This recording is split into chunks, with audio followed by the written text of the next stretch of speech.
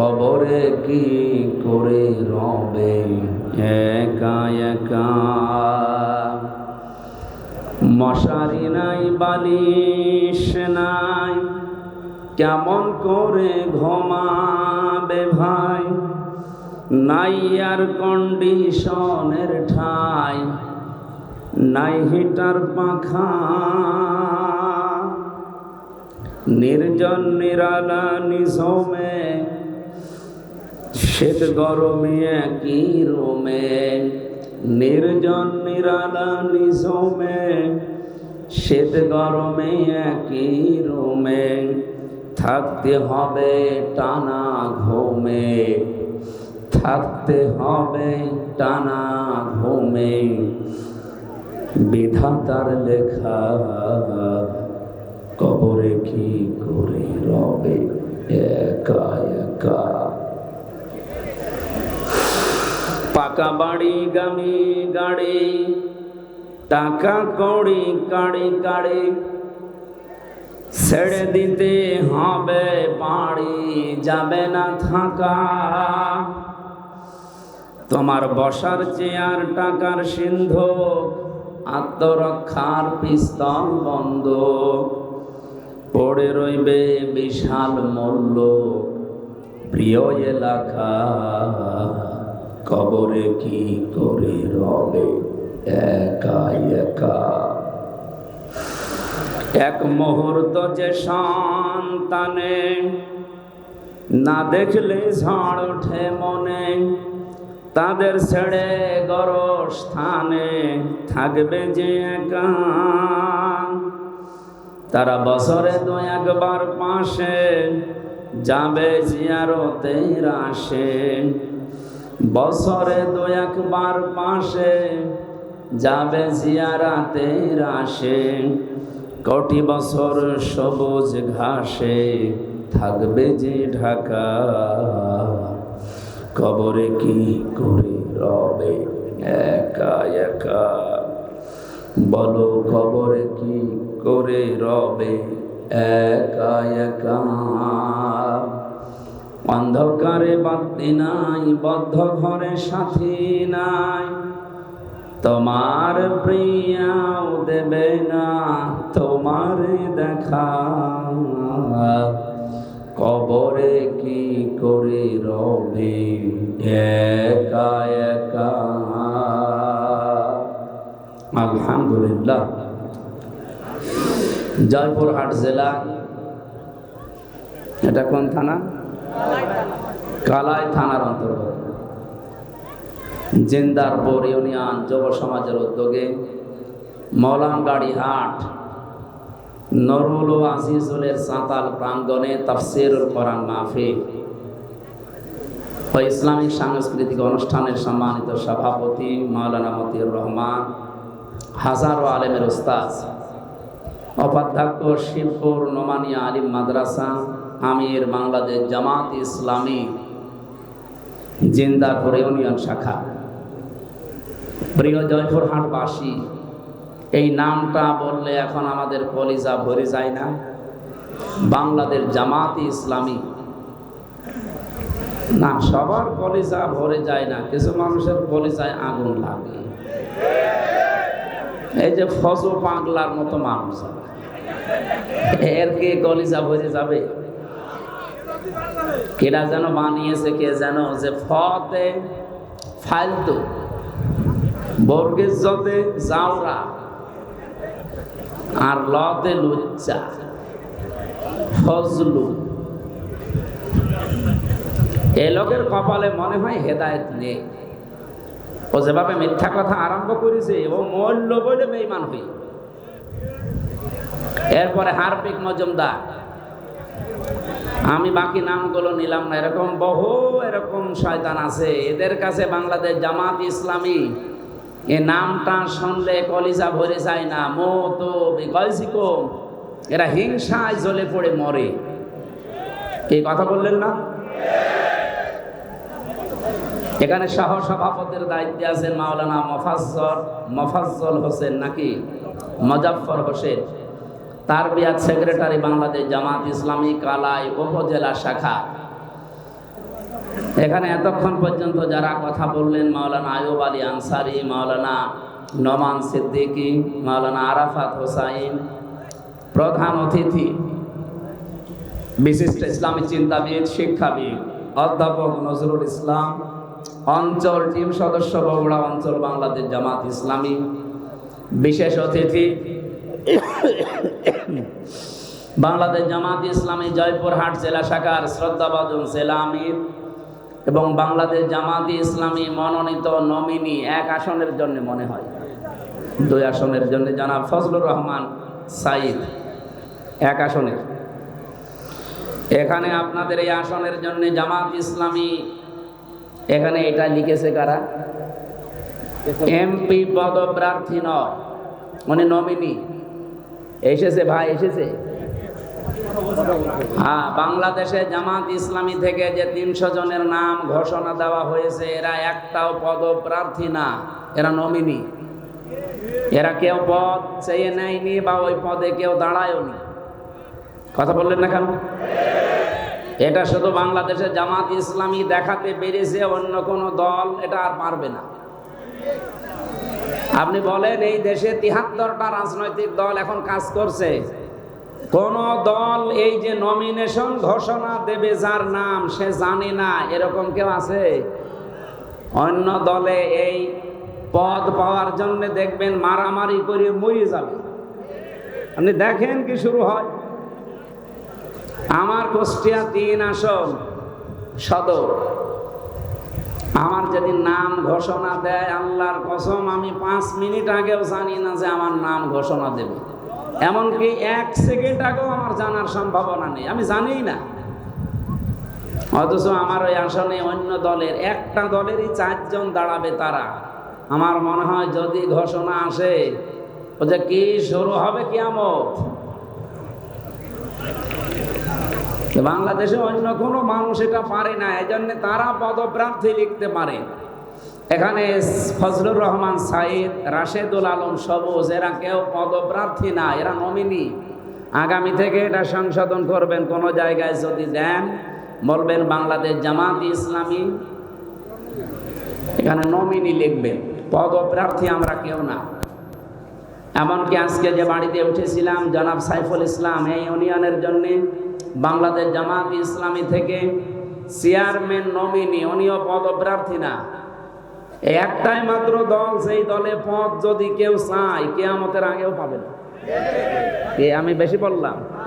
যারা আছে ওদের জিজ্ঞাসা করে দেখেন, পদ তো চাওয়ার সম্ভাবনা নেই, যদি কেউ চায় ও কিয়ামতের মোড়ও পাবে না। আর অন্য দলের লোকে চাওয়া না, আমার মনে হয় চেয়ার দিয়ে মেরে ফেলবে, তাও পদ আমার দিয়ে। কেন আপনার এত কি দরকার? বাংলাদেশ জামাত ইসলামের আমির যিনি ডাক্তার শফিকুর রহমান হাফিজাহুল্লাহ, আপনারা অন্যদিকে না নিয়ে একটু বিবেক দিয়ে ভাবেন যে আপনি কোথায় আছেন। আপনিও রাজনীতি করছেন, আমিও রাজনীতি করছি, আমার আদর্শ কোথায় আর আপনারটা কোথায়? আমিরে জামাত ঘোষণা দিয়েছে এই দেশে বাংলাদেশ জামাত ইসলামী থেকে যদি কেউ এমপি হয়, মন্ত্রী হয়, ওর 5 বছরে 1টা টাকা বাড়বে না, যা আছে আরো কমে যাবে। অন্য কোন দলের লোককে এই ঘোষণা দিতে বলেন তো?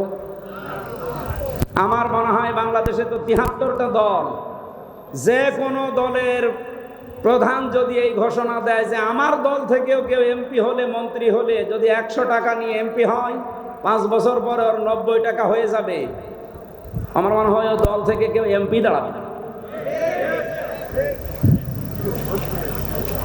এরপরও যদি কারো বিবেক না খোলে, শুধুমাত্র ইসলাম আছে এই কারণে আপনার সহ্য হয় না। এই যে ডাক্তার জাহেদ, এ বলেছে জামাত ইসলাম যদি স্বাধীনতা বিরোধী নাও হইতো তাও ওদের আমি ঘৃণা করতাম, কারণ ওরা ইসলাম নিয়ে রাজনীতি করে। বলেন নাউজুবিল্লাহ।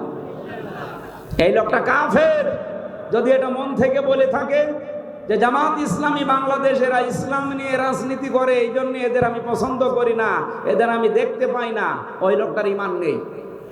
কারণ ইসলাম নিয়ে রাজনীতি করা লাগবে, এই ঘোষণা কার? আরো জোরে বলেন কার?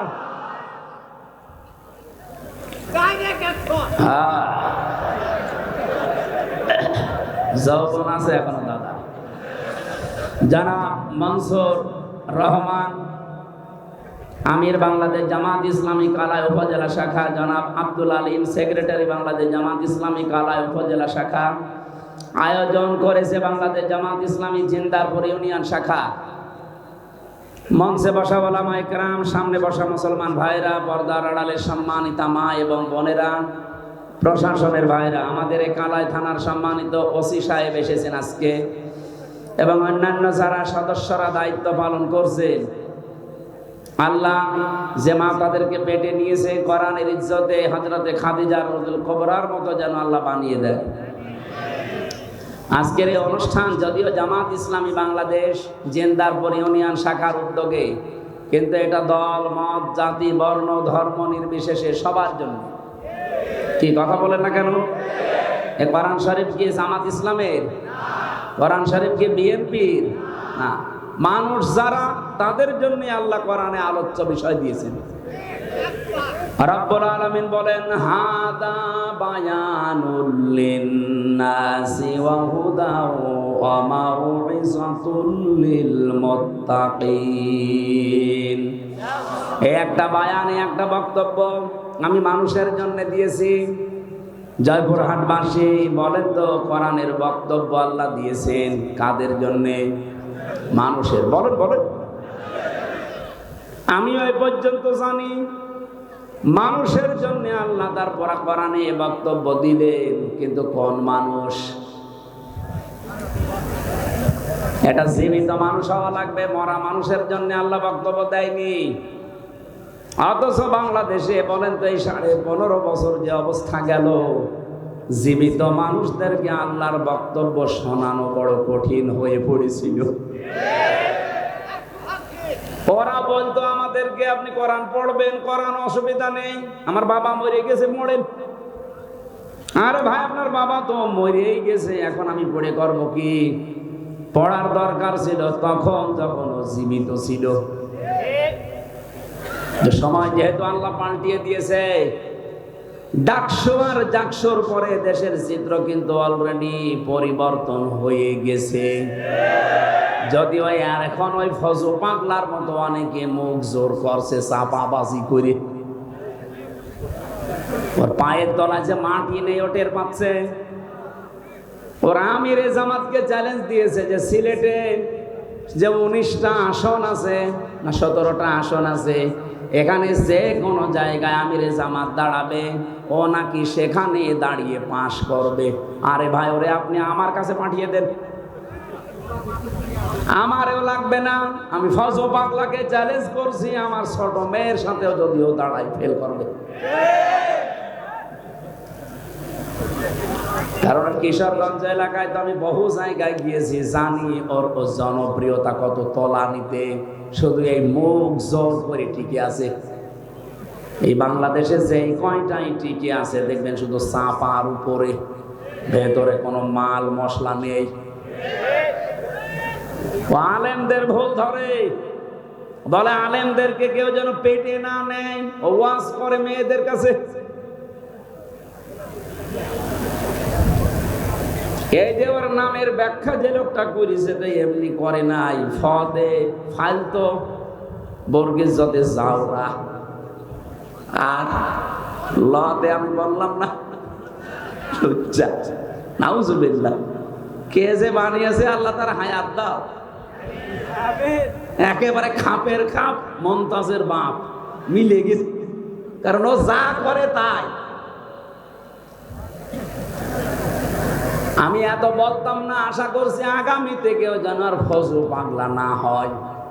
কারণ এখনো অনেকেই ভাইরাল হওয়ার ধান্দায় ফজু হতে ব্যস্ত, যে আমিও ফজু হব।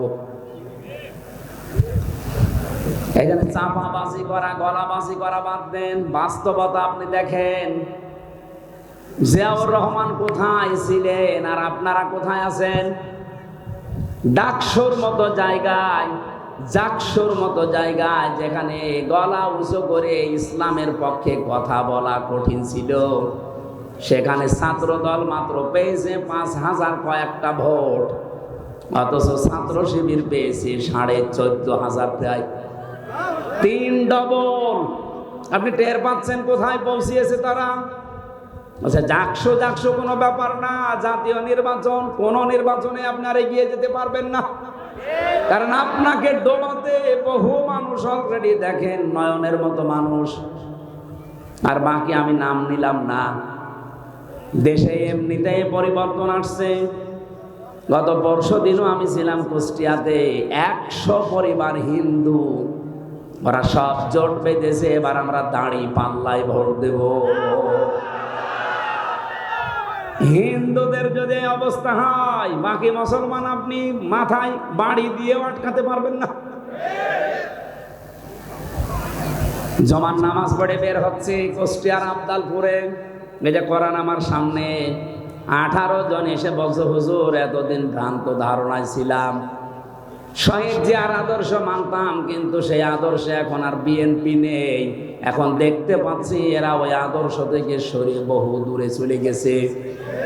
সুতরাং পৃথিবীতে যদিও আমরা ভ্রান্ত ধারণায় ছিলাম, যে কয়েকদিন হায়াতে জিন্দিগিতে বেঁচে আছি, আল্লাহর দিন কায়েমের জন্য এখন আমরা চেষ্টা চালাবো। আপনি আপনার দলে আমাদেরকে নেন। আমি বললাম কালেমা পড়ানো লাগবে, বলছে না, কালেমা মুখস্থ আছে, এই দলে আসতে হলে তো অন্যান্য দলের মতো না, আপনাকে ফরম পূরণ করা লাগবে। 18 জনকে আমি নিজে নাম ঘোষণা দিয়ে দিয়ে ফরম পূরণ করিয়ে এসেছি। বাংলাদেশের 630টা থানা, কম বেশি আমি সব জায়গায় কিন্তু যাচ্ছি। একটা জোয়ার উঠে পড়েছে এই ডাকসু নির্বাচনের পরে, যে অনেকেই যাদের বিবেক একটু নাড়া দেয়, ওরা বলছে ওই চাপাবাজদের, সাদাবাজদের সাথে আর নেই। 1500 বছর আগে একটা আয়াত নাযিল হয়েছিল, এটা আমার মনে হয় বাংলাদেশে এই মাত্র নাযিল হয়েছে আবার। ওয়ারাইতান নাসা ইয়াদখুলুনা ফি দীনিল্লাহি আফওয়াজা। হে নবী, আল্লাহর সাহায্য আর বিজয় যখন আসবে, আপনি দেখতে পাবেন দলে দলে পালে পালে মানুষ ইসলামে প্রবেশ করছে। আজ বাংলাদেশের অনেকেই মনে করে ইসলাম মানেই এদেশে কায়েম করার মতো শক্তি রাখে জামাত ইসলামী। আমি আজকে আসার সময় একটা আয়াতের ব্যাখ্যা পড়ছিলাম, একটু মিলান তো দেখেন কোন দলে মেলে। সূরা মুজাদালার শেষের আয়াত, লা তাজিদু কওমান ইউমিনুনা বিল্লাহি ওয়াল ইয়াউমিল আখির ইয়াওয়াদ্দুনা মান হাদ্দাল্লাহা ওয়া রাসূলাহু ওয়ালাউ কানু আবাআহুম আও আবনাআহুম আও ইখওয়ানাহুম আও আশীরাতাহুম উলাইকা কাতাবা ফি কুলুবিহিমুল ঈমান ওয়া আইয়াদাহুম বিরূহিম মিন ইলা আখিরি আয়া। এই ভালো করে শুনবেন, যেহেতু কথাটা কোরআনের, কোনো ভেজাল আছে?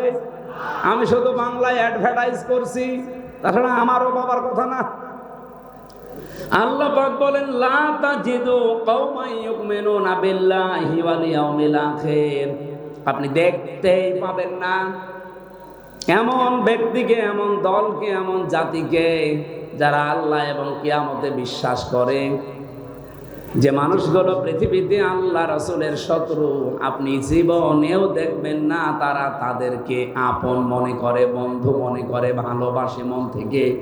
যদিও সেটা তার বাবা হয়, যদিও সেটা তার দাদা হয়, যদিও তার ভাই হয়, তার আত্মীয় স্বজন, স্ত্রী, সন্তান এগুলো হয়।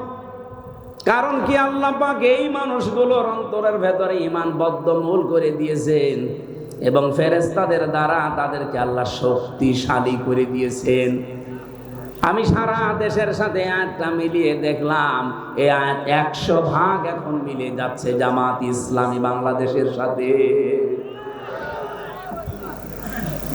ইদখিলুহুম জান্নাত, আল্লাহ তাদেরকে প্রবেশ করাবেন এমন একটা বাগানে, তাজরি মিন তাহতিহাল আনহার খালিদিনা ফিহা উলাইকা উলাইকা হিজবুল্লাহ আলা ইন্না হিজবাল্লাহি হুমুল মুফলিহুন। রব্বুল আলামিন তাদের পরিচয় দিতে দিতে বললেন, তাদেরকে আমি বাগানে প্রবেশ করাবো, এমন একটা বাগান যার তলদেশ দিয়ে নদী আর নহর প্রবাহমান থাকবে, তার মানে জান্নাত। এখানে একটা প্রশ্ন আছে আমার, আপনারা শুনতেছেন?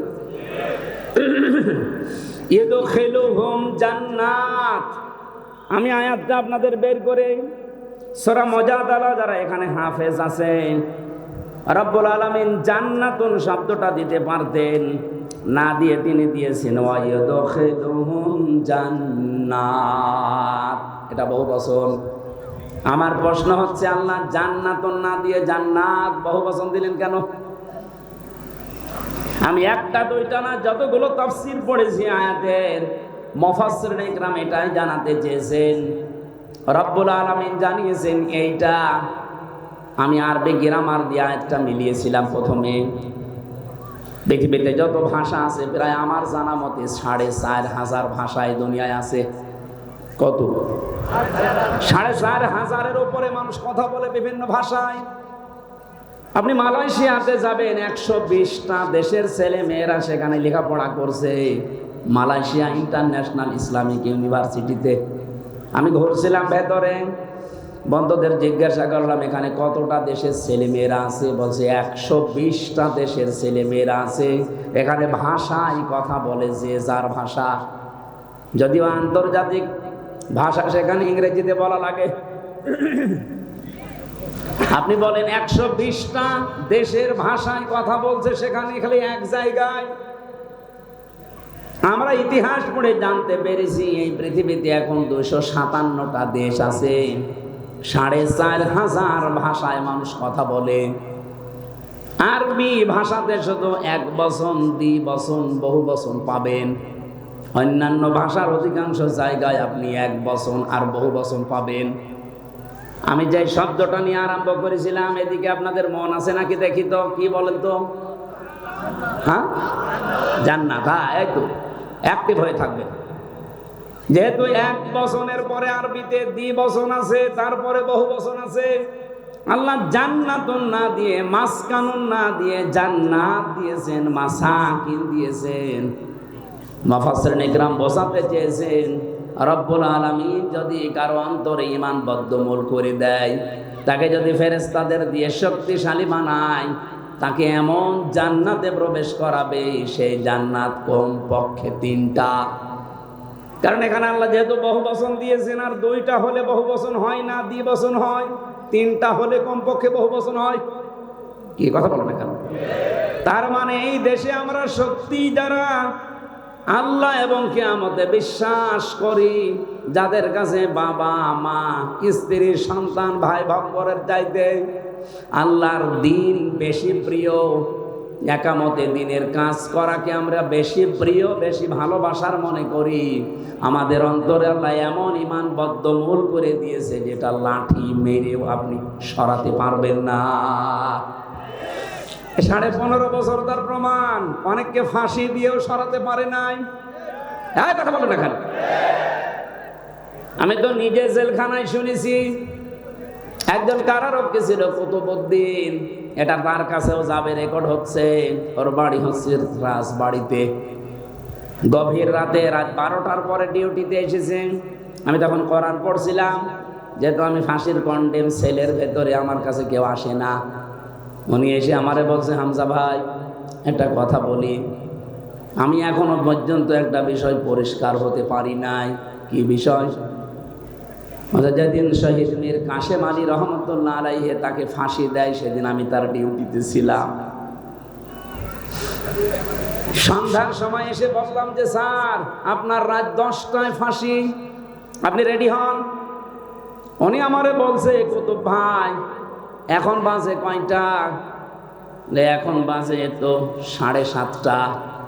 এখনো পর্যন্ত প্রায় 2.5-3 ঘন্টা সময় আছে। এত সময় আমি কি করব? আমি একটু ঘুমিয়ে গেলাম। তুমি আমার আধা ঘন্টা আগে ডাক দিও, আমি 2 রাকাত নামাজ পড়ে ফাঁসির মঞ্চে চলে যাব। বসো।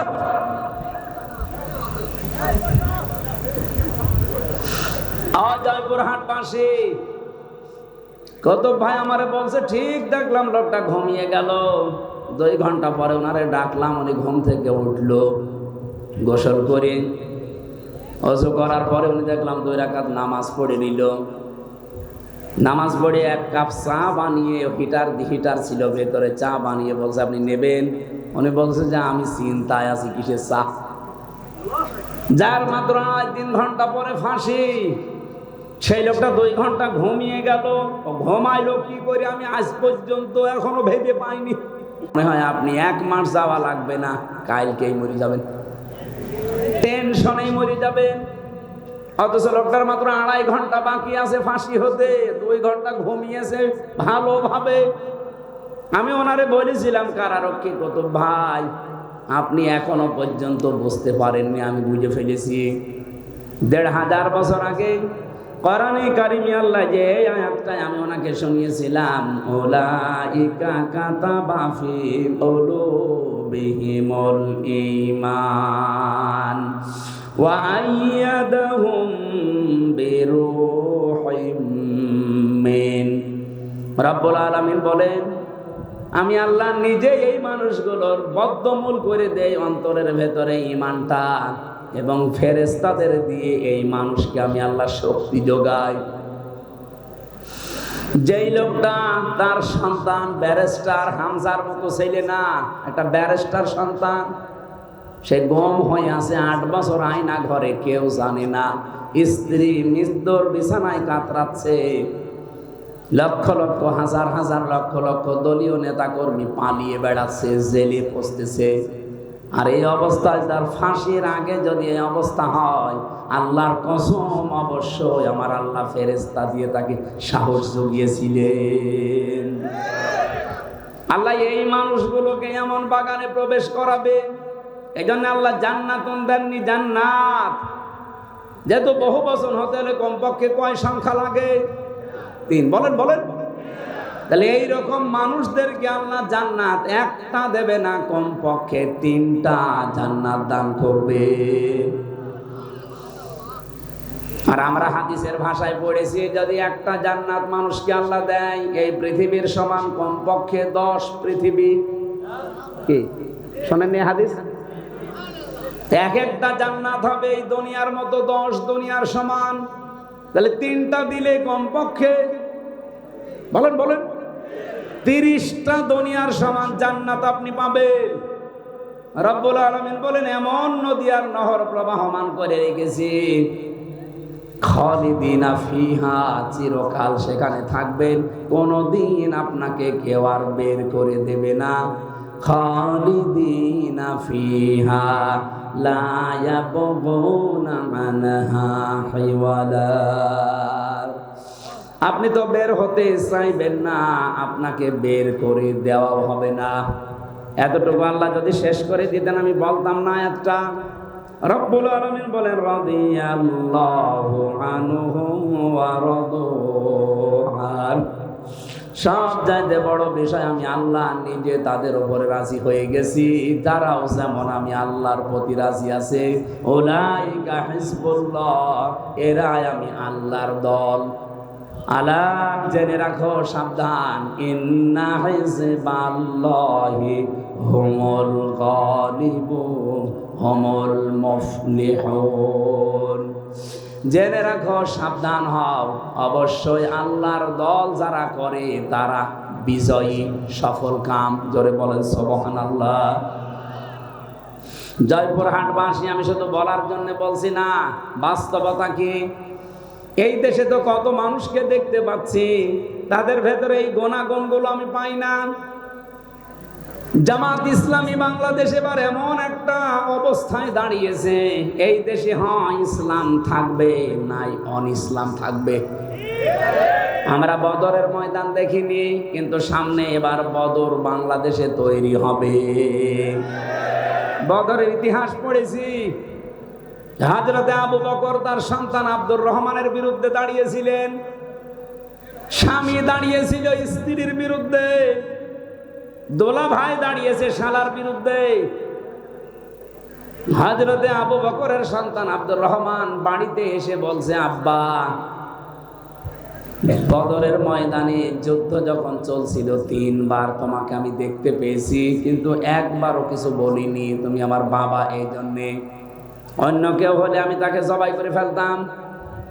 হযরতে আবু বকর বলে, সন্তান, 3 বার আমাকে দেখার পরও তোমার কিছু মনে হয়নি, তুমি আমাকে ছেড়ে দিয়েছো বাবা বলে। আল্লাহর কসম, আমি যদি তোমার একবার ওই যুদ্ধের ময়দানে দেখতে পেতাম, একবার এই 2 খণ্ড করে ফেলতাম। বলেন তো সেই অবস্থা এখন সামনে আসতেছে কিনা? এদেশে আর কোনো দল নেই, বাংলাদেশে হয় আল্লাহর দল নয় শয়তানের দল।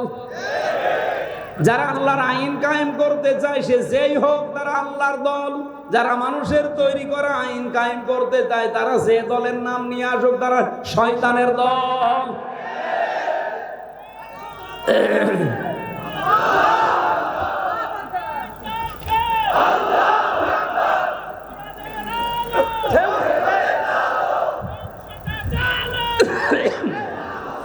সুসংবাদ শোনাচ্ছি, কাতাবাল্লাহু লা আগলিবান্না আনা ওয়া রুসুলি ইন্নাল্লাহা কাবিয়্যুন আজিজ।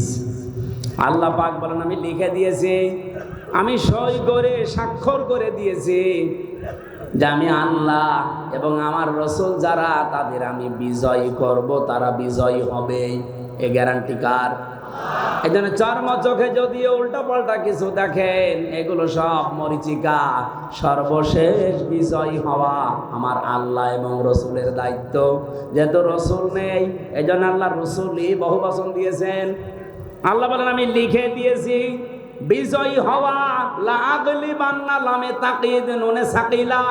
আল্লাহ গ্যারান্টি দিয়েছেন 2 বার যে অবশ্যই আমি আল্লাহ বিজয়ী হব এবং আমার রসুলরা, যেহেতু রসুল এখন পৃথিবীতে নেই, রসুলের উত্তরাধিকারী যারা আলেম, এই মানুষগুলোর সামনে বিজয়ী হবে। এই জন্য অনেকেই চিন্তা ভাবনা এখনো আছেন যে না জানি যদি এবার পাশ না হয় তাহলে আমার ইমামতি থাকবে। তো আপনি ইমামতি নিয়ে আসেন, আর আপনার এই ধারণা কেন তৈরি হয় বলেন? 92% মুসলমানের এই দেশ, 1 বছর 1 মাসে, 1 বছর 1 মাস 7 দিনে যে পরিবর্তন হয়ে গেছে অলরেডি দেশের মানুষ সবাই বুঝে ফেলেছে, এই দেশ এবং এই মানবতা বাংলাদেশে ইসলামের কাছেই নিরাপদ। অন্য যে যাই বলুক না কেন, চেতনা বিক্রি করে অনেকে 71-এর, অনেকে বিভিন্ন চেতনা নিয়ে আসে সামনে, এগুলো সব ধোঁকাবাজি, প্রতারণা ছাড়া আর কিচ্ছু না। কারণ যারা অন্য মানুষ, এদিকে তাকান, আমি খোলামেলা বলছি, বাংলাদেশ জামাত ইসলামী বাদ দিয়ে বলেন তো, যারা আজ রাজনীতি করছে জেনারেল ভাবে, কোন আদর্শ আছে তাদের? তারা যে আদর্শ নিয়ে রাজনীতি করতো, সেই মানুষটার উপরেও তারা নেই। আমি নিজে শহীদ জিয়ার নামে দোয়া করতে শুনেছি কাবার ইমামকে। বঙ্গবন্ধুকেও মেরে ফেলা হয়েছে, জিয়াউর রহমানকেও মেরে ফেলা হয়েছে। বঙ্গবন্ধুর নাম আজ পর্যন্ত কেউ বলে না যে শহীদ বঙ্গবন্ধু, বলেছে? বলে না। কিন্তু শহীদ জিয়াউর রহমান বলে, কারণ তার কাজকর্ম, ভেতরের অবস্থা আমি জানি না, কিন্তু বাহ্যিক কাজকর্ম, অ্যাক্টিভিটিস তার ইসলামের পক্ষে ছিল, ভারতের বিপক্ষে ছিল। এখন যারা তার নাম নিয়ে, আদর্শ নিয়ে রাজনীতির মাঠে নেমেছেন, এর অনেকেই এখন আছেন সবগুলো দাদাদের প্রেসক্রিপশন অনুযায়ী চলে। এই জন্য দেশের মানুষের মন থেকে তারা আস্তে আস্তে উঠে যাচ্ছে। না তে ডাকসুর মতো, জাকসুর মতো জায়গায় একটা সিটও তারা পায়নি। 28টা সিটের শিবির পেয়েছে 23টা, আর স্বতন্ত্র পেয়েছে 5টা। 23 আর 5 কত হয়? ওরা একটাও পেল না। জাহাঙ্গীরনগর বিশ্ববিদ্যালয়ে 21টা পেয়েছে শিবির, আর 5টা পেয়েছে স্বতন্ত্র যারা, তারা। আপনারা একটাও পাচ্ছেন না, এরপরও মুখ জোর করেন। কোথায় আছেন আপনি টের পাচ্ছেন? এ আপনার রাজনীতি, এ আপনার আদর্শ। কি করলেন 1 বছর 1 মাস 7 দিনে? শুধু চাঁদাবাজি ছাড়া কি উপহার দিয়েছেন জাতিকে? পাথর দিয়ে মানুষ মারে, কথা বলেন না কেন? আজকেও না কালকে দেখলাম ফরিদপুরে একজনের ঠ্যাঙের উপরে হাতুড়ি দিয়ে মেরে ঠ্যাং ভেঙে দিচ্ছে, চাঁদা দেয়নি এই কারণে। একটা কথা হলো, মানুষ এখন আর বোকা নেই, আর আগস্টের 5 তারিখের আগেও নেই। মানুষ এখন সচেতন, এ কিন্তু বুঝে ফেলেছে। আমার তো মনে হচ্ছে সামনে বাংলাদেশে একটা নীরব বিপ্লব হবে বাংলাদেশ জামাত ইসলামীর। এখনো যদি আপনি সেই ভারত প্রেম নিয়ে থাকেন হাসিনার মতো, আপনিও ডুববেন। আশা করছি আপনারা ফিরে আসবেন। এরপরও যদি কেউ না আসে, সে তার কপালে আগুন লাগাবে। দেখেন না নেপালে কি হয়েছে? পানির ভেতরে মন্ত্রীদের চুবাচ্ছে, খা পানি খা। ভারতে আরম্ভ হয়েছে, ভারতে মোদির বাড়ি ঘর পর্যন্ত এখন আক্রমণ চলছে। হবে 100 ভাগ, কারণ আল্লাহর ঘর মসজিদ ভেঙেছে। বলেন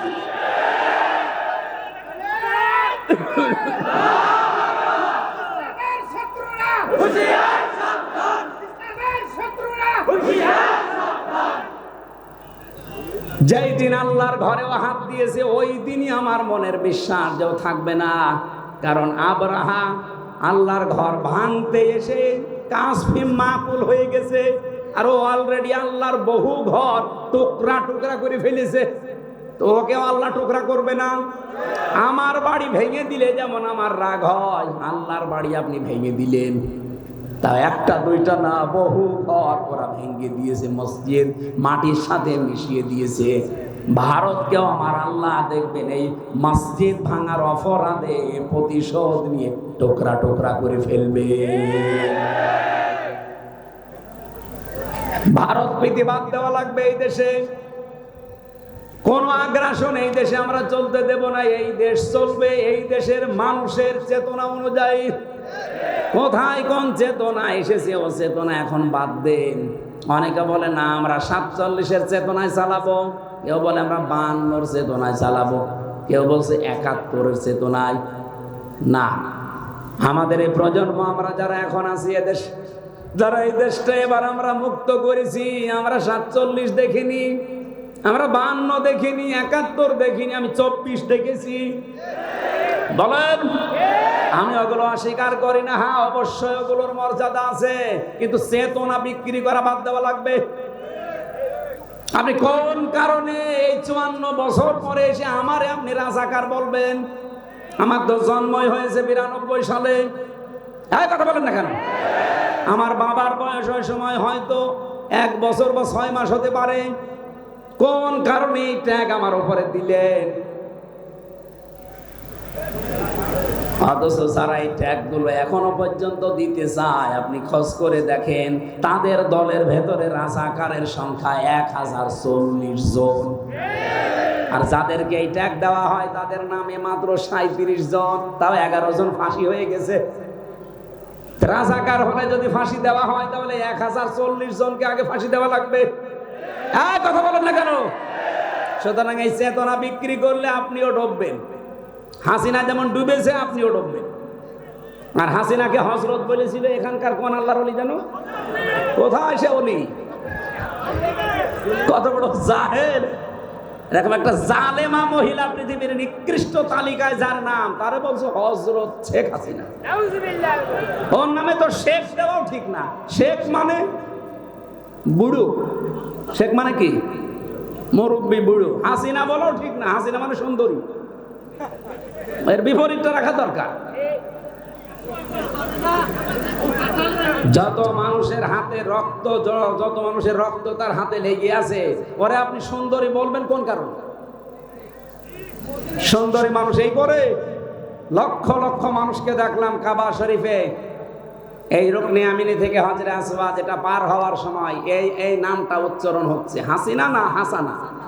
রব্বানা আতিনা ফিদ দুনিয়া হাসানা ওয়া ফিল আখিরাতি হাসানা ওয়া কিনা আযাবান নার। হে আল্লাহ, দুনিয়ায় তুমি শান্তি, স্বস্তি, নিরাপত্তা দাও, আখিরাতেও শান্তি দিও, আর জাহান্নামের আগুন থেকে আমাদের বাঁচাও। জেলে আমি যেখানে ছিলাম, এই ফাঁসির কন্ডেম সেলে, মাঝে মাঝে আওয়াজ শুনতাম, আমার তো বের হতে দিত না। আমার নিচতলায় একজন থাকতো, চলচ্চিত্র জগতে কাজ করে, বাড়ি হয় কুমিল্লা, ধর্ষণ মামলা, এসেছে জেলে। মাঝে মাঝে দেখতাম নামাজ পড়তো, পড়ে দোয়া করছে, একদিন হাত তুলে রব্বানা আতিনা ফিদ দুনিয়া হাসিনা, কি গো ডাক দিলাম, এই কোরআন শরীফ পড়তে পারে? বলছে না। কি দোয়া করলেন? খুব ভালোবাসি হুজুর আপারে, খুব ভালোবাসি আপারে, হাসানা না বলে আমি হাসিনা বলি সবসময়, তো দোয়া কবুল করতে আল্লাহর বই গেছি।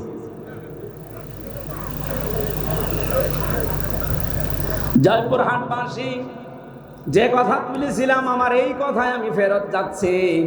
কোরআনে কারিম এই পৃথিবীতে যেহেতু শুধু মুসলমানদের জন্য আল্লাহ দেয়নি, দুনিয়াতে আমরা মানুষ পাবো, বাচ্চা যারা বিবেচিত আছি সবার জন্য আজকের এই কোরআন। আল্লাহ পাক বলেন দুইটা জিনিস আছে জীবিত মানুষদের কোরআনে, হুদান পথ নির্দেশিকা আছে, 2 নম্বরে মাউইযাতুন উপদেশ আছে। কাদের জন্য? লিল মুত্তাকিন, যারা ভদ্রলোক।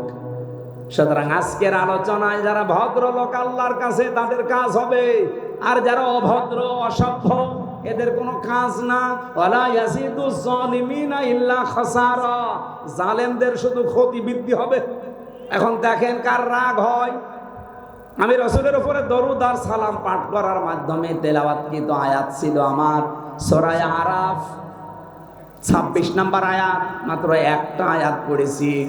আমার এই মাথার ভেতরে আয়াত নিয়ে যত কথা আছে, আমার তো মনে হয় যে সারা রাত না, আমার সারা জীবন বললে এই আয়াতের কথা শেষ হবে না। আমরা খুব সামারাইজ করবো, শর্টকাটে মূল কথাগুলো ঘন্টা খানিক সময় নিয়েছি বলতে চাই, থাকবেন না? জবান ছেড়ে কোরআনের সোনালী আয়াতটা একবার পড়েন। আমরা তাফসীরুল কোরআন মাহফিলে তাফসীর আকারে কথা বলতে চাই। ইয়া বানি আদামা ক্বাদ আনজালনা আলাইকুম লিবাসা। আগে আমরা তাফসীর আকারে যদি বলতে চাই তাহলে সদ্য তেলাওয়াত হয়ে গেছে।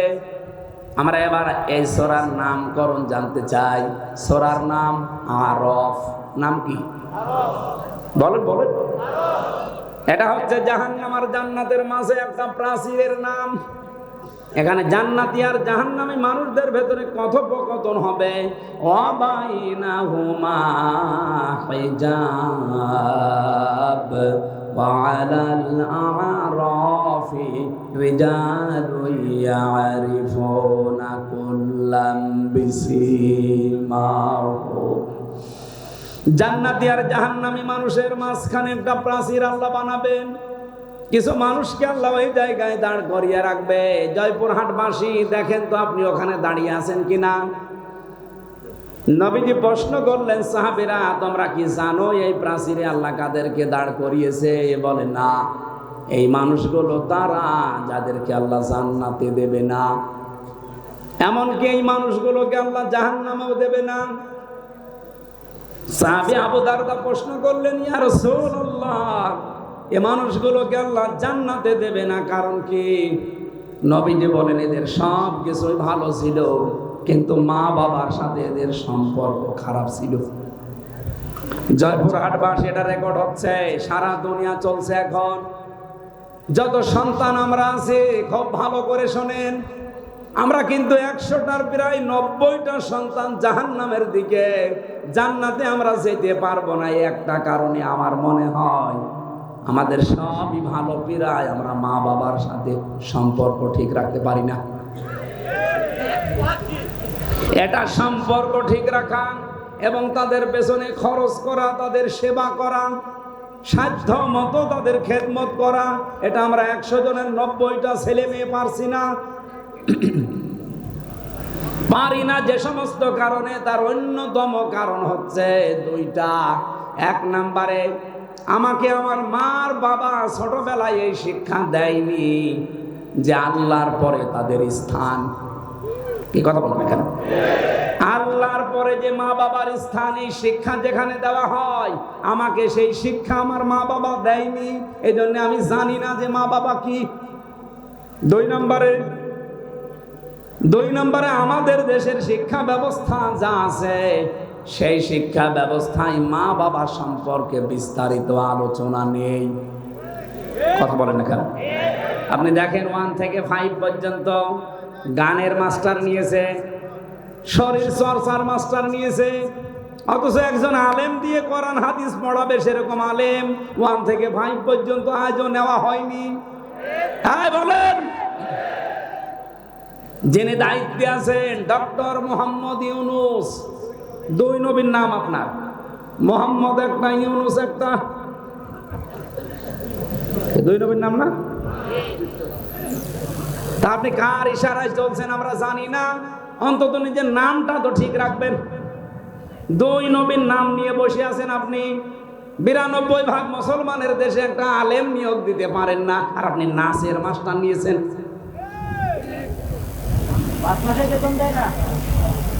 ইসলামিক ফাউন্ডেশন আছে, কিছুটা কোরআন হাদিস শেখায় বাচ্চাদের, ওদের আজ 5 মাস শুনছি বেতন বন্ধ।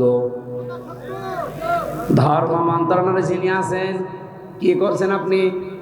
হয় দায়িত্ব সঠিকভাবে পালন করেন, নাই ছেড়ে দেন। বাংলার মুসলমানেরা সব এক হওয়া দরকার এই জায়গায়, দলমত এখানে দেখা যাবে না।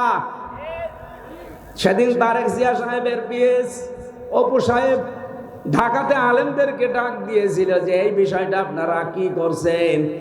গানের মাস্টার নিয়োগ দেয় এই দেশে, শরীর চর্চা করা লাগবে এইটা নিয়োগ দেয়, আর 1 থেকে 5 পর্যন্ত একটা আলেম নিয়োগ দিল না, আপনারা কিছুই করেন না। সুতরাং সবাইকে আজ এক হওয়া লাগবে, জামাত বিএনপি চরমনা এগুলো না, সব মুসলমান এখন এই মুহূর্তে দাবি তোলা লাগবে। 1 থেকে 5 পর্যন্ত এই দেশে একজন মাওলানা শিক্ষক চাই। এই দাবি করেন কারা দেখে? লিল্লাহি তাকবীর। এই দেখেন তো হাত তোলেন কে? তাকবীর, নারায়ে তাকবীর, আল্লাহু আকবার, লিল্লাহি তাকবীর, আল্লাহু আকবার, আল কোরআনের আলো, সংসদে আলো,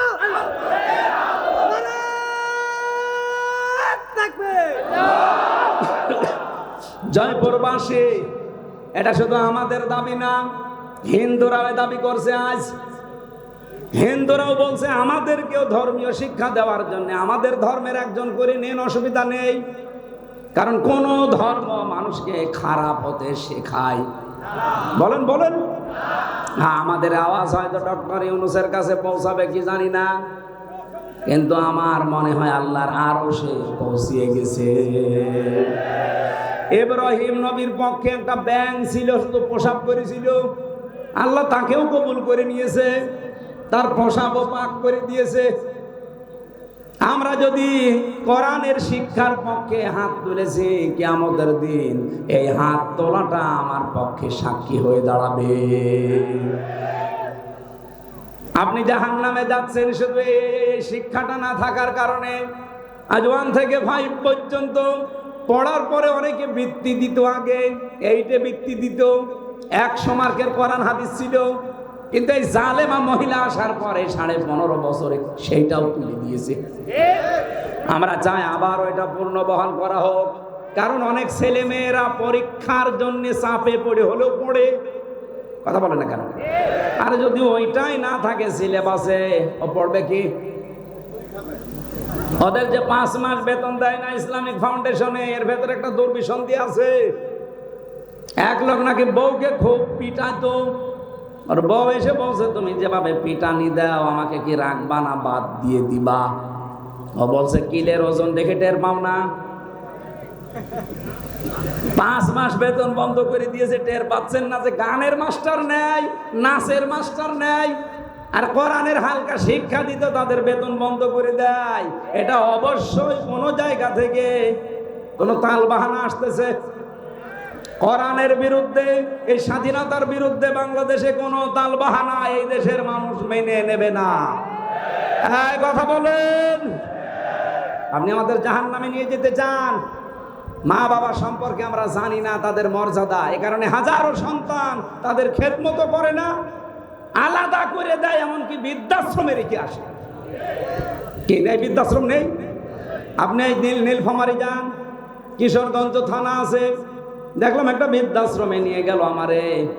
এদিকে মা, এদিকে বাবারা বসে আছে লাইন দিয়ে, মুরব্বী মা আর বাবা, যার কাছে একটু জিজ্ঞাসা করি আমারে ধরি হাওমাও করে কাঁদে। একজন বলছে আমার 3টা ছেলে মেয়ে বিদেশে থাকে, কিন্তু আমি আজ পড়ে আছি এখানে। আমি ওরানে বললাম, মা আপনার কাছে কি মনে হয় বলেন তো?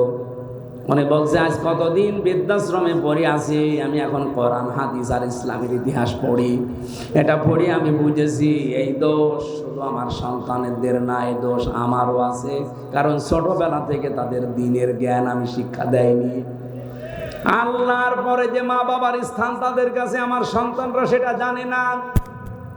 এই জন্য হাজারো সন্তান আমরা নষ্ট করে ফেলেছি অলরেডি।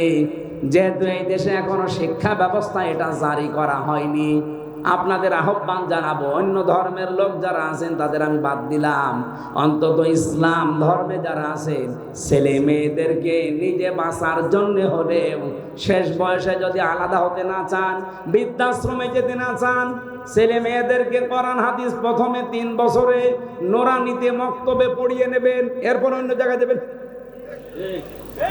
নয়তো আপনার কপালেও আসতেছে এই কিশোরগঞ্জের মতো, আপনিও ঠিক কয়েকদিন পরে যাবেন বৃদ্ধাশ্রমে, অথবা আপনাকে আলাদা করে দেবে, আপনার খরচও দেবে না।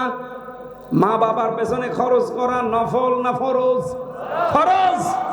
নামাজ পড়েন, মা বাবার যে সাধ্য মতো খরচ করা দরকার করেন না, না আপনার নামাজ হবে না, কারণ একটার সাথে আরেকটা রিলেটেড। পড়া কোরআন শরীফের ভেতরে আপনি দেখবেন যেখানে আল্লাহ দিয়েছেন আল্লাহর কথা, সঙ্গে সঙ্গে দিয়েছেন রসুলের কথা, আতিউল্লাহ ওয়া আতিউর রাসূল। যেখানে নামাজের কথা সেখানে যাকাতের কথা, আকিমুস সালাত আতুজ যাকাত। যেখানে আল্লাহর শুকরিয়া আদায়ের কথা সঙ্গে সঙ্গে মা বাবার শুকরিয়া আদায়ের কথা। আনিশ করলি ওয়ালি ওয়ালিদাইকা ইলাইয়াল মাসির। তোমরা আল্লাহর শুকরিয়া আদায় করো আর মা বাবার শুকরিয়া আদায় করো। আল্লাহকে মেনে নিয়েছো কিন্তু মা বাবার শুকরিয়া নেই, তুমি জানো আল্লাহকেও মানো না। বলেন নাউজুবিল্লাহ। নবীজি বললেন ওরা আরাফ নামক প্রাচীরে দাঁড়িয়ে আছে, ওরা জান্নাতে যাচ্ছে না শুধু একটা কারণে, আমি যেটা আবিষ্কার করেছি আর একটু বেশি, দেখেন তো মেলে কিনা। 100 ভাগের প্রায় 98 ভাগ সন্তান আমরা মা বাবাকে হয় আলাদা করে দেই, তাড়িয়ে দেই, বৃদ্ধাশ্রমে রেখে আসি। 3 নাম্বার কারণ হচ্ছে আমার অ্যানালাইসিস, এটা আমাদের বউগুলো। এই বউগুলোকে পেছন দরজা দিয়ে শুধুমাত্র নাড়াচাড়া দেয়, এদেরকে ওয়াসওয়াসা দেয় এই বউর মা। হ্যাঁ, কথা বলে না কেন? বারবার ওখান থেকে বলে কি আর কতদিন আলাদা হয়ে যা, আরামে খেতে পারবি, অথচ নিজের ছেলেটা আলাদা হতে দেয় না। যেই মহিলা তার মেয়েকে দিয়ে এভাবে পরামর্শ দেয়, এটা মা না, এটা ডাইনি। আর আমার মনে হয় এরকম মহিলা যদি আজ প্যান্ডেলে থাকে, ও এতক্ষণ পর দোয়া আরম্ভ করেছে যে হুজুর মরুক, আমি মরব তাও বলবো, কারণ আপনাকে আমি ভালোবাসি, আমি দেখতে পাচ্ছি আপনি জাহান্নামে যাচ্ছেন, এমনকি আমাকেও ফেলে দিচ্ছেন। আপনার কারণে আজ হাজারো পরিবারে আমি দেখতে পাই তার সন্তান তার মা বাবার হক আদায় করার মন থাকে, তারপরও পারে না। এই কথা বলেন না কেন? মায়ের সঠিক হক আদায় করতে গেলে বোর মন পাওয়া যায় না, আবার বোর মতো কথা চলতে গেলে মা বাবার মন পাওয়া যায় না। সম্মানিতা মা বোন যারা এখানে বসে আছেন, যারা শ্বশুর শাশুড়ি, তাদেরকে বলছি, আপনি যে মেয়েটা পেয়েছেন এটাকে নিজের মেয়ের মতো যদি মনে করতে না পারেন, আপনার ইবাদত হবে না। কারণ এই মেয়েটা সব কিছু ছেড়ে দিয়ে আপনার পরিবারে এসেছে। আপনি নিজের মেয়ের কত ভুল হয়, দোষ হয়, মাফ করে দেন। আর অন্যের মেয়ে এসেছে, চুন থেকে পান খসলে ছেলের কানে কানে তুলে দেন। আপনি মা। খালি নামাজ পড়া, রোজা রাখা আর কালো বোরকা পরা ইবাদত না। পুত্রবধূকে নিজের মেয়ের মতো উদার মনে ভালোবাসা, এইটাও ইবাদত। এরকম বউ শাশুড়ি কম না বেশি? নেই। কম মানে দুই একটা আছে, ইতিহাসের পাতায় পড়েছি। আশা করছি জয়পুরহাটে এরকম মহিলা তৈরি হবে না। সম্মানিতা মা বোনেরা, কি মনে করেন কোরআন হাদিস কি বোঝেন আমি জানি না। একটা মেয়ে লোক এসেছে আপনার বাড়িতে, তাকে আপনি নিজের মেয়ের মতো মনে না করতে পারেন, ছেলে বিয়ে দিলেন কেন? ও মনে মনে ভাবে যে ছেলে বিয়ে দিয়ে বৌমা দখল করে নিয়েছে। সব সময় বউকে ভালোবাসে। আরে মা, আপনার তো সেজদায় পড়ে থাকার কথা যে আমার ছেলে অন্তত বৌমা নিয়ে ব্যস্ত আছে, অন্য মেয়ের সাথে লাইন করে না। কথা বলে না কেন? এদের আল্লাহ জাহান্নামে দেবে না একটা কারণে, এই দুনিয়াতে এই মানুষগুলো ইসলাম কায়েমের জন্য আন্দোলন করেছে। জয়পুরহাটবাসী সারা পৃথিবীর মানুষকে জানাচ্ছে, যারা দিন কায়েমের জন্য জমিনে চেষ্টা করেন, আপনার পদ্ধতি ভুল হতে পারে, কিন্তু আপনার মন থেকে ইখলাসের সাথে যদি দিন কায়েমের জন্য চেষ্টা করেন, আপনার আর যাই হোক আপনি জাহান্নামে যাবেন না। কোরআনে কারীমের সূরা সফের ভেতরে দলিল আছে, হাল্লা দুল্লুকুম আলা তিজারাতিন তুনজিকুম মিন আযাবিন আলীম। এমন একটা ব্যবসার কথা বলবো যেটা করলে জাহান্নামের এই যন্ত্রণাদায়ক আযাবে যাওয়া লাগবে না। সেটা হচ্ছে আল্লাহ রাসূলের প্রতি ঈমান আনার পর জান আর মাল দিয়ে এই জমিনে দিন কায়েমের চেষ্টা করা। এই বাংলাদেশে যে ৭৩টা দল আছে, সবচাইতে বেশি ভালোবাসে আল্লাহ কোন দলকে? কোরআনে কারিমে সূরা সফ ৪ নম্বর আয়াতটা পড়েন এবং সূরা মায়েদা ৫৪ নম্বর আয়াতটা পড়েন। রব্বুল আলামিন যদি বানিয়ে বলি, আপনি বাংলা নিয়ে আসেন, ইংরেজি নিয়ে আসেন, উর্দু নিয়ে আসেন, ফার্সি নিয়ে আসেন, যে ভাষা নিয়ে আসবেন আপনাকে আমি দেখাবো। ইন্নাল্লাহা ইউহিব্বুল্লাযীনা ইউকাতিলুনা ফি সাবিলিহি সাফফান কাআন্নাহুম বুনিয়ানুম মারসুস। অবশ্যই আমি আল্লাহ ওই দলকে ভালোবাসি যারা সীসা গলা প্রাচীরের মতো ঐক্যবদ্ধ হয়ে এই জমিনে আল্লাহর দিন কায়েমের জন্য চেষ্টা চালিয়ে যাচ্ছে। আর এই বাংলাদেশে এটা সবচেয়ে বেশি চালাচ্ছে জামাত ইসলামী। যদি প্রমাণ ভুল হয় আপনি এখানে আসেন, যদি ভুল হয় আপনি বলেন যে না এদের দ্বারা এটা না, এরা দুনিয়া চায়। কে দুনিয়া চেয়েছে আপনি বলেন? মাওলানা মতিয়ার রহমান নিজামী মন্ত্রী ছিল, দুনিয়া চায়নি। ওনার এখনো ঘর হচ্ছে কাঁচা ঘর, মাটির দেওয়াল, চারিদিকে উপরে টিন। একজন মন্ত্রীর ঘর কাঁচা বাংলাদেশের ইতিহাসে এই প্রথম। এই কথা বললেন না কেন? সাতক্ষীরার মাওলানা রিয়াসাত আলী এমপি ছিল জামাতের কয়েকবার, এখনো পর্যন্ত তার বাড়িটা এই যে খেজুর গাছের পাতা দিয়ে ঘেরা। অথচ বাংলাদেশে বহু মানুষ আমি দেখি শুধু একবার চেয়ারম্যান হয়, ৫ তলা বাড়ি হয়ে যায়। বলেন, সেদিন বাইরের দেশে ছিলাম আমি, এক হোটেলে উঠেছিলাম, ওটা মনে হয় থাইল্যান্ডে না সিঙ্গাপুরে, যে কোনো একটা দেশে হবে, না মালয়েশিয়া। এই দেশগুলোতে যখন ঘুরতে যায়, মাহফিলে যায়, আমারে নিয়ে যায়, হোটেলে তুলে দেয়। হোটেল থেকে নিচে নামলাম, নেমে দেখে দুইজন বসে বসে চা খাচ্ছে আর মুখ নিচু করে আছে।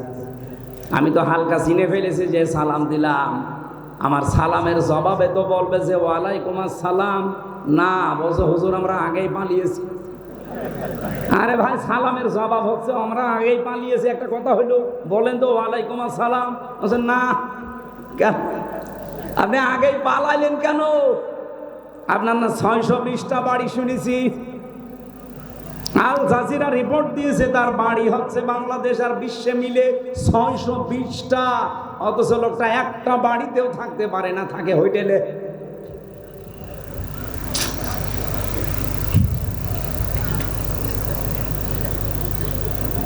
অথচ এই মানুষগুলো ৬২০টা বাড়ি বানায়নি, একটা বাড়িও না, মাটির দেওয়াল। একজন মন্ত্রী, একজন এমপি। আরে মেম্বার না, চেয়ারম্যান না ইউনিয়ন পরিষদের, উপজেলা চেয়ারম্যান না, মেয়র না, একজন মন্ত্রী। আপনি চিন্তা করতে পারেন? আমি তো কোরআনের সাথে মিলিয়ে দেখছি যে মিলে যায় এদের জীবন। এদের 18টা এমপি ছিল, 1 টাকার দুর্নীতি পায়নি। বাতিলরা চেষ্টা করেনি, অনুবীক্ষণ যন্ত্র লাগিয়ে রেখেছে, 1 টাকাও পায়নি দুর্নীতি। 250-র উপরে উপজেলা চেয়ারম্যান ছিল, 1টা টাকা দুর্নীতি পায়নি। 1000-এর উপরে ইউনিয়ন চেয়ারম্যান ছিল, পায়নি। 1500-র উপরে মেম্বার ছিল সারা বাংলাদেশে, 1 টাকা দুর্নীতি পাওয়া যায়নি। এর চাইতে আবার কি প্রমাণ দেওয়া লাগবে আপনাদের? এর চাইতেও যদি ভালো মানুষ দেখতে চান, আমার মনে হয় আপনাদের ফেরেশতা জিবরাইল ছাড়া সম্ভব না। এর চাইতে ভালো মানুষ দেখা সম্ভব না জিবরাইল ফেরেশতা ছাড়া।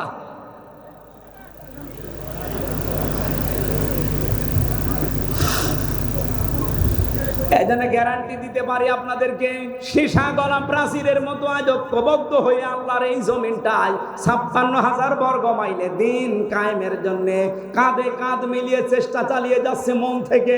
তার প্রমাণ এই 1 বছর 1 মাস বাংলাদেশ জামাত ইসলামী, ইসলামী ছাত্র শিবির, ইসলামী ছাত্রী সংস্থা। অন্য কেউ যদি পারে তাদের আদর্শ নিয়ে আসুক, টিকবে না। কারণ তাদের আদর্শ আছে বিড়ি খাওয়া আদর্শ, তাদের আদর্শ হচ্ছে ডাল খাওয়া আদর্শ, তাদের আদর্শ হচ্ছে বাবা খাওয়া, হুক্কা খাওয়া। কি বঙ্গবন্ধু হুক্কা খেত না? কথা বলেন। আপনি হুক্কা খাওয়া আদর্শ নিয়ে এসে, ডাল খাওয়া আদর্শ নিয়ে এসে, রাস্তা চুরি করা আদর্শ নিয়ে এসে এই জামাত ইসলামের সাথে আপনি টক্কর দিতে চান, কিয়ামতের আগেও পারবেন না। কথা বলতে দেন ভাই।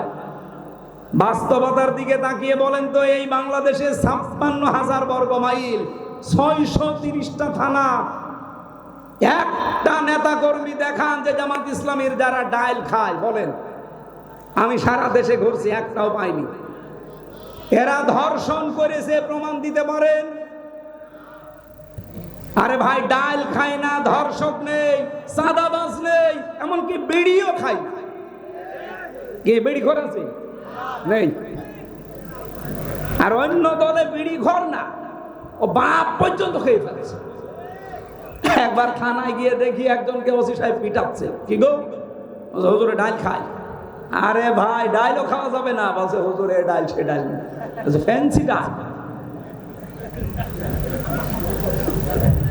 আপনি ডাল খান, রাস্তা খান। ওই লোকটা আমার ওই দিন বলেছিল সিঙ্গাপুর না মালয়েশিয়াতে, হুজুর সত্যটা কথা বলে দিই, দেশে যেতে পারবো না তো এটা আমরাও জানি।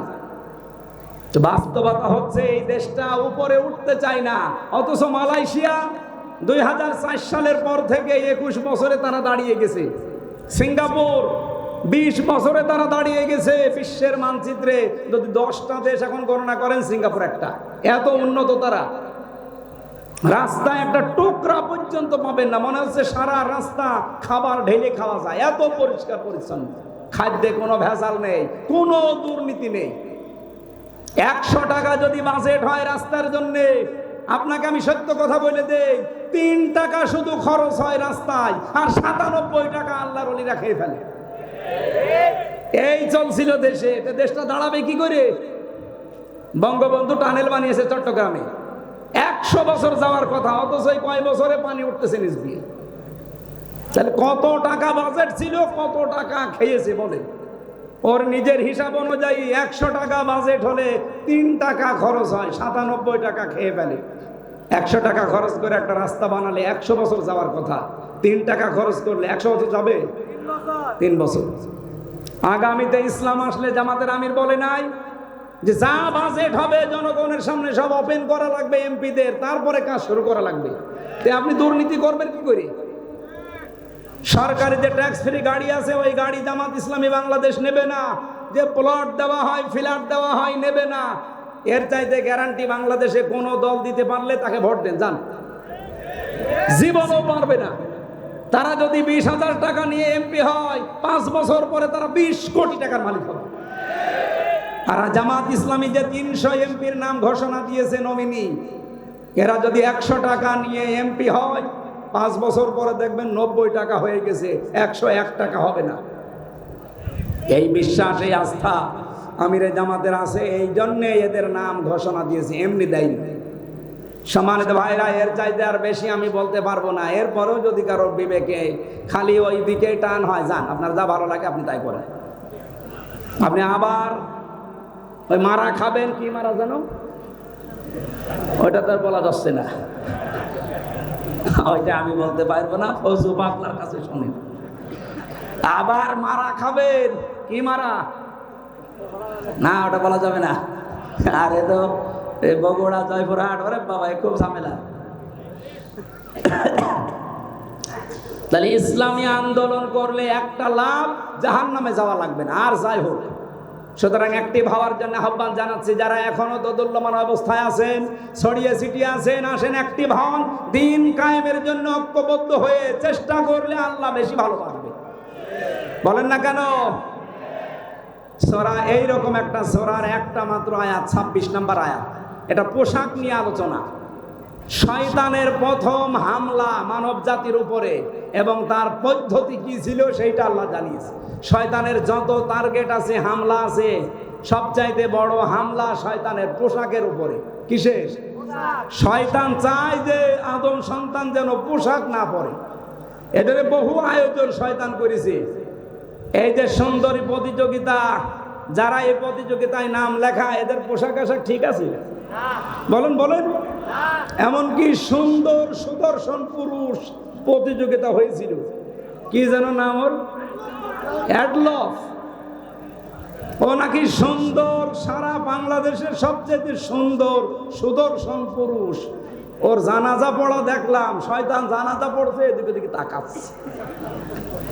ওর দিকে তাকিয়ে আমার মনে হইলো, ও যদি সবচাইতে সুন্দর যুবক হয়, আমি কি, বলেন আমি কি? এবার আসেন আল্লাহর ঘোষণা, ইয়া বানি আদম, হে বনি আদম সন্তানেরা, কদ আনজালনা আলাইকুম লিবাসা, অবশ্যই আল্লাহ তোমাদের উপরে নাজিল করেছি পোশাক। কি করবা এই পোশাক দিয়ে? ইওয়ারি সাওআতিকুম ওয়ারিশা, তোমাদের লজ্জা নিবারণ করবা এবং সৌন্দর্য বৃদ্ধি করার জন্য, বর্ধন করার জন্য আমি আল্লাহ পোশাক দিয়েছি। সুতরাং এখানে আমাদের শিক্ষা হচ্ছে, পোশাকের কাজ আমাদের লজ্জা ঢেকে ফেলা। বহু মানুষ আমরা দেখি এই দেশে পোশাক পরার পরও উলঙ্গ, অর্ধ উলঙ্গ থাকে। এমন এমন পোশাক পরে রাস্তাঘাটে আসে, ও পরাও যা, না পরাও তা। বিশেষ করে মেয়েদের, কোরআনে কারিমে আল্লাহ মেয়েদের পোশাকটা দিয়েছেন, ইয়া আইয়ুহান নাবিয়্যু কুল লিআজওয়াজিকা ওয়া বানাতিকা ওয়া নিসাইল মুমিনিনা ইউদনিনা আলাইহিন্না মিন জালাবিবিহিন্না ইলা আখিরি আয়াত। সূরা আহজাবে এসেছে, হে নবী, আপনার স্ত্রীদের এবং আপনার মেয়েদের আর মুমিন বান্দা যারা, তাদের স্ত্রীদেরকে আপনি বলেন তারা যেন রাস্তাঘাটে চলতে হলে তাদের জেলবাব, যেটা মাথার উপরে টেনে দেওয়া লাগে, এটা যেন একটু ছড়িয়ে দেয়। সম্মানিত মা বোনেরা, যখন আপনারা বালেগ হবেন, এই সময় থেকে আপনার পোশাকটা, যেহেতু নামাজ আর রোজা ফরজ হয়ে যায়, একজন মেয়ে যখন বালেগা হয়ে যায়, তখন মেয়েরা যারা এসেছেন এই মাসলাটা ভালো করে শুনবেন। আপনার মেয়ে যখন বালেগা হবে, যখন তার শরীর খারাপ হবে, এটা 12 বছর, 13 বছর, 14 বছর, 15 বছরে হতে পারে। যখন হয়, আপনার স্বামীকে টাচ দিয়ে রাখবেন যে তোমার মেয়ের অবস্থা কিন্তু এই। তার মানে যখন শরীর খারাপ হয়ে গেছে, ওই দিনের পর থেকে তার নামাজ এবং রোজা ফরজ। আপনার স্বামী যদি এই বিষয়টা না জেনে তাকে তাকিদ না দেয়, আপনার স্বামীর গুনাহ হবে না, কারণ ও তো জানি না, এই জন্য তাকে টাচ দিয়ে জানিয়ে রাখবেন।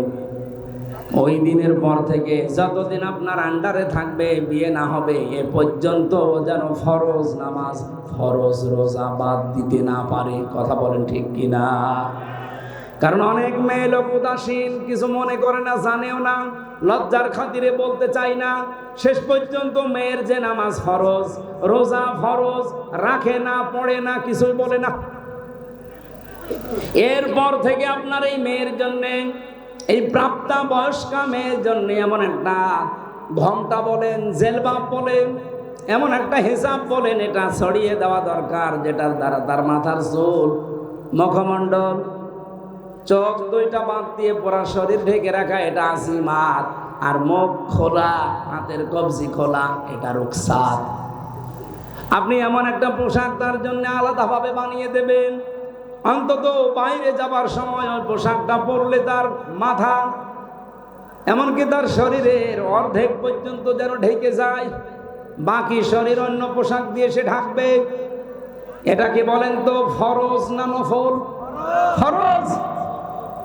এই ফরজটা না থাকার কারণে আজ জেনা বাড়ে, ব্যভিচার বাড়ে, চোখের জেনা, হাতের জেনা, মনের জেনা, এমনকি পরকীয়া প্রেম করে অনেকে 3-4 সন্তানের মা ভাগিয়ে নিয়ে চলে যায়। এই একটা মাত্র কারণ। পর্দা যদি আমরা সত্যি মেনে চলতে পারতাম, আল্লাহর কসম এই দেশে এত ধর্ষণের ঘটনা ঘটতো না। সব চাইতে বড় বিষয়, যদি আইন থাকতো, পর্দা যদি না থাকার পরও যদি আইন থাকতো, আইনের প্রয়োগ থাকতো। আমি বাইরের দেশে দেখেছি, সেখানে পর্দার বিধান নেই, কিন্তু আইন আছে, প্রয়োগ আছে।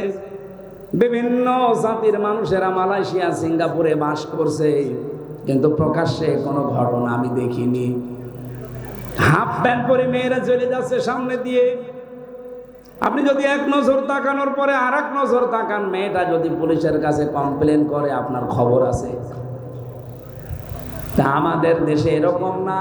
এই দেশে যদি সত্যি আইনটাও থাকতো, ইসলাম থাকলে তো সোনাই সোহাগা, যদি আইনটা থাকতো আর প্রয়োগ থাকতো, আমরা যারা ইফটিজিং করি, উল্টা পাল্টা কাজে আজ যারা লিপ্ত হয়, ধর্ষণের মতো, ব্যভিচারের মতো, পুরুষ মানুষের আমার মনে হয় স্বপ্ন দোষ বন্ধ হয়ে যেত।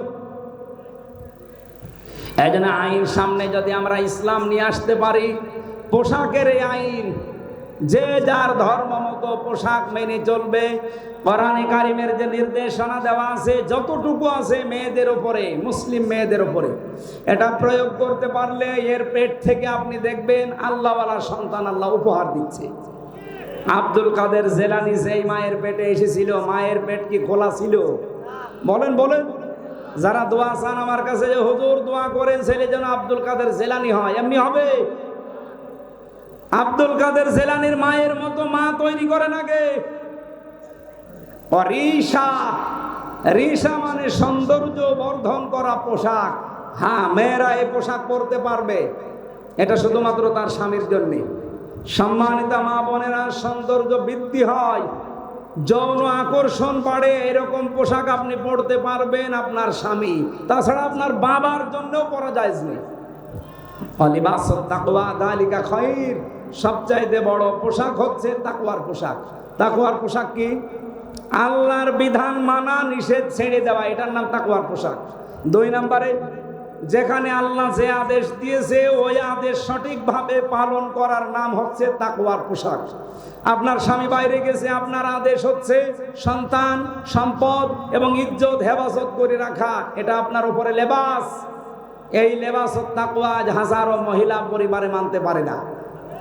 যালিকা খায়র, যালিকা মিন আয়াতিল্লাহ লাআল্লাহুম ইয়াযাক্কারুন। নবীজি বলেন, এই নিদর্শনগুলো আমি আল্লাহ বর্ণনা করলাম কারণ শয়তানের প্রথম হামলাই ছিল মানুষের উপরে, এই লজ্জা স্থানের উপরে। ওই সেই প্রথম দিন থেকে আরম্ভ করেছে। ইয়া বানি আদম লা ইফতিনান্নাকুমুশ শাইতান, হে বানি আদম সন্তানেরা, শয়তান যেন তোমাদেরকে ধোঁকায় ফেলে না দেয়, প্রতারণা না করে তোমাদের সাথে। কামা খরাজা আবাইকুম মিনাল জান্নাহ, যেমন তোমাদের বাবা মাকে জান্নাত থেকে প্রতারণা করে বের করে দিয়েছিল। শয়তানের কিন্তু এই উদ্দেশ্যটা ছিল না, আমি তাফসিরে পেয়েছি যে আদম আর হাওয়াকে জান্নাত থেকে বের করে দেওয়া লাগবে না। ওর প্রথম উদ্দেশ্যই ছিল যে আমি তাদের উলঙ্গ অবস্থায় দেখব। এই জন্য শয়তান হচ্ছে যৌনবাদী আর আমরা হচ্ছে মৌলবাদী। এই কথা বলেন না কেন? আপনি মৌলবাদী পরিচয় দিতে আপনার লজ্জা হয়। মৌল মানে আল্লাহ, মৌল কি? মৌল যেহেতু আমরা আল্লাহকে মেনে চলি, সুতরাং আমরা মৌলবাদী। যারা এই ঘোষণা দেয় যে মৌলবাদীর ঠিকানা এ বাংলায় হবে না, ওই সন্তানরা যারও সন্তান। এ মৌলবাদী না হলে তো আপনার মা বাবার বিয়ে হতো না, কারণ আল্লাহর নাম ছাড়া বিয়ে দিলে বিয়ে জায়েজ হয়। তো কাকে মৌলবাদী বলেন? নিজের গায়ে নিজে থুতু ফেলছে। তাহলে শয়তান হচ্ছে যৌনবাদী ও যৌনতা ছড়াতে ভালোবাসে। সুতরাং যে সমস্ত মেয়েরা নিজেদের লজ্জাস্থান সহ গোপন অঙ্গগুলো আরো মানুষকে দেখিয়ে শান্তি পান, আপনি মনে করবেন শয়তান আপনাকে দখল করে ফেলেছে। এখন বাড়ি যান, বাড়িতে যাওয়ার পরে যদি দেখেন আপনার স্ত্রীকে সালাম দিলেন আর আপনার স্ত্রী আপনাকে বলছে ওই শুকুরের বাচ্চা, ভালো লাগবে? আপনার রাগ হবে না? জ্ঞানী মানুষ হলে আপনার রাগ হওয়ার কথা না। আপনি চিন্তা করবেন কি গো, এটা শিক্ষিতা মেয়ে, ধার্মিক মেয়ে, কোনোদিন আজ পর্যন্ত আমার মুখের উপরে মুখ তুলে কথা বলে না, অথচ এখন আমার সালাম দেওয়ার পরে শুকুরের বাচ্চা গালি দেয়। অবশ্যই এর জিনে ধরেছে। কিসে ধরেছে? আপনি যখন দেখবেন যে যৌনতা ছড়াতে আপনার ভালোবাসেন, উলঙ্গ অর্ধ উলঙ্গ পোশাক পরতে আপনার ভালো লাগে, আপনি মনে করবেন শয়তান আপনাকে দখল করে ফেলেছে। কারণ শয়তান সব সময় যৌনতা ছড়াতে ভালোবাসে। আল্লাহ আমাদের হেফাজত করুন, মেয়েদের এমন এমন সন্তান আল্লাহ আমাদের উপহার দান করুন। ফাতেমাতুজ জোহরার পেটে যেমন এসেছিল, কথা বলেন না কেন? আল্লাহ আমাদেরকে আয়াতটা বাস্তব জীবনে, এটা শয়তানের প্রথম হামলা, ও মানুষকে উলঙ্গ করতে চায়। আর দেখেন নভেল, নাটক, থিয়েটার, সিনেমা যা বানানো হচ্ছে সব কি করে উলঙ্গ করা যায় এই বুদ্ধি। আর এগুলো আসতেছে আমাদের দাদাদের দেশ থেকে। ওদের সিনেমার ভেতরে কোন শিক্ষা আছে? ওদের নাটকের ভেতরে কোন শিক্ষা আছে? শুধু উলঙ্গপনা ছাড়া বলেন। ওইটা দেখে দেখে আমাদের দেশেও বানানো হচ্ছে। আর যারা সবচেয়ে বেশি উলঙ্গপনা ছড়ায় তাদের নাকি দামও এই দেশে বেশি। এখন যেই কয়টা চলচ্চিত্র জগতে কাজ করে, যাদের পোশাক যত ছোট তাদের টাকা তত বেশি। আমরা আগামীতে এই সিস্টেম পাল্টাবো, কথা বলেন না কেন? পর্দা করে যে সব জায়গায় চলা যায় তার বাস্তব প্রমাণ জাহাঙ্গীরনগর বিশ্ববিদ্যালয়। এজিএস যেই মেয়েটা হয়েছে মেঘলা, আয়শা সিদ্দিকা মেঘলা, কে পর্দা নেই তার? আপনি যে বলেন যে না আমি অর্ধ উলঙ্গ না হলে মানুষ তাকায় না, আমারে ভোট দেবে না, দেশে পাশ করলো কি করি? এই পরিবেশ তো এখনো জাহিলি যুগে আছি। ইসলাম আসতে দেন, এ বাংলাদেশকে আমরা মিনি জান্নাত বানাবো ইনশাআল্লাহ।